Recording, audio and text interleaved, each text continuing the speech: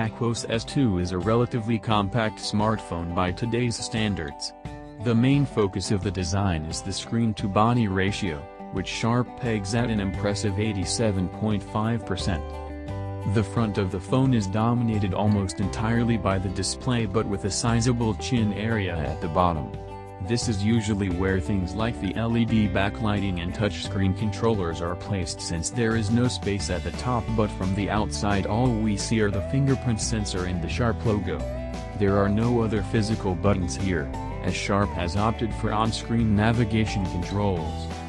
Sharp Aquos S2 review. Near the top is where all the action is. When the display is off, there really isn't anything particularly striking about the design, save for a rather large front camera and a thin slit for the earpiece. It's when the display lights up is when you see what Sharp's engineers have been up to. The front camera cuts deeply into the display, carving nearly a centimeter-long notch for itself. This would have been super odd had we not already seen this on the Essential phone. What's even more quirky are the corners. Unlike the Essential phone, and several other phones these days, the Aquos S2 does not have curved corners. Instead, they look like they were just snipped off, making them look incredibly odd. Sharp Aquos S2 review. The area with the front-facing camera also houses the proximity and ambient light sensor. Above it is a small slit where the earpiece audio comes from.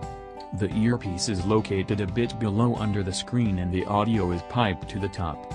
Next to the slit is a small LED indicator on the right. The sides of the Aquos S2 are the only place you will see metal.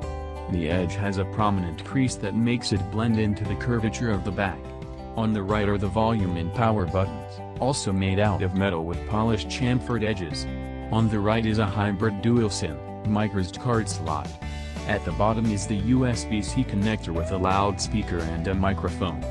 There is no headphone jack on this phone.